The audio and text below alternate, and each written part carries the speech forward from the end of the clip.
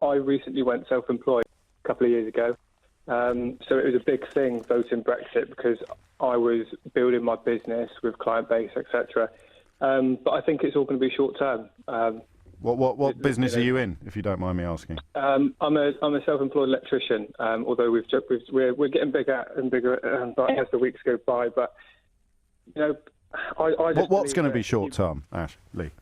Personal loss, personal financial loss. Oh. But they did, to be fair, before the vote, they did tell you there wouldn't be any. Well, I think, I was never naive to the fact that there would be. I mean, I believe there would be, and I was willing to take that sacrifice just for the independence and the just so we control our own laws. I mean, you know what I do now, don't you? What's that? I ask you which law it is you're really looking forward to not having to obey anymore. Any. That's right. Any. Yeah, any. Yeah, any. So give me one. The shape of your bananas. It's not funny, is it? It's because not. The pound's at the lowest it's been since 1985, and you just said any law, and I'm just asking you to name one. We both know that bananas was a lie made up by Boris Johnson. Remind me which side he was on during the Leave campaign.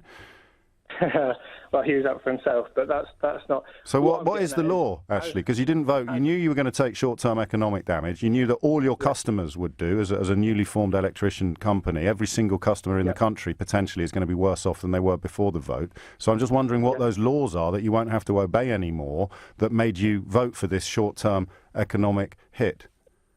Well, it wasn't the laws which was the main reason. What's just the main reason you gave me, wasn't it, a minute ago?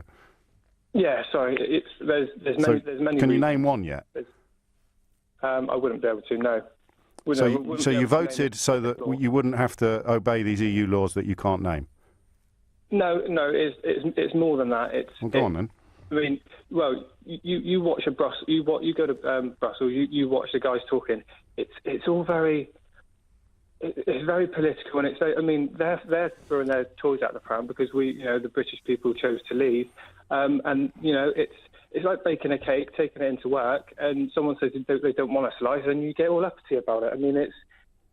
We're trying to examine why you voted the way you voted, because you now accept that it's going to cost you money. You hope in the short term. I hate to break it to you, but we're not even going to be close to signing deals for years. So that uncertainty that's affecting your balance book, your order book, is going to continue indefinitely. And then I ask you why you did it then, why you accepted that hit to your own pocket, and you say, well, because of all those laws that you can't name. And then when I ask you what the real reason is, you say because the EU is really political. No. Well, I mean, at what point, in this mirror that I'm holding up and that you're looking at what point are you going to recognise what you're seeing in the reflection? You're seeing a man who hasn't got an argument. Well, I believe the argument is there's multiple arguments. There's immigration, there's controlled immigration. But again, it's not about I'm not xenophobic. I'm not totally multicultural. I've got a family in America, in Bermuda, in Spain, and all immigrants. Well, immigrants are fine. There's nothing wrong. They're the same as me and you, looking for the best future for their family. But it's not about that. It's about the control. It's about our Prime Minister not having to succumb to the EU saying that he can't or she can't do anything. I mean, it's the fact that we, And that's fine. I've got no beef with you. If immigration's all you've got, then you're the cliche. You're the walking cliche. But what's interesting, Ashley, and I hope you won't take this the wrong way, what's interesting is that you spend 5 minutes pretending that you've got proper political arguments or economic understanding, and then as all of those claims fall away, you're just left with foreigners. No, definitely not. How has immigration damaged your life, would you say, in its current form? Well, obviously, being a trade, immigration has pulled prices. No, not for electricians. There's scant evidence that for completely unskilled labour, it might have subjected some wage compression in the care home industry and maybe unskilled labour on working sites. But there's actually a shortage of qualified electricians in this country, which is probably why you've gone self-employed. So it's not that, is it? Yeah, plasterers, plumbers, electricians. Yeah, but you're an electrician. I'm asking, all skilled labour is actually at a shortage at the moment. That's one of the reasons we can't build as many houses as we need to. So just in terms of Ashley and Pinner and the damage that uncontrolled mass immigration has done to your life, just give me the headlines. Walking through the city centre and seeing and seeing mobs of immigrants not willing to integrate. Walking through the centre of Pinner and seeing mobs of immigrants not willing to integrate. Plymouth, down by Cornwall, Plymouth. Okay. Not Pinner, but yeah, I mean. And how do you think leaving the European Union is going to disperse those mobs, Ashley? I think we'll have more control over how. No, but they're already here, mate.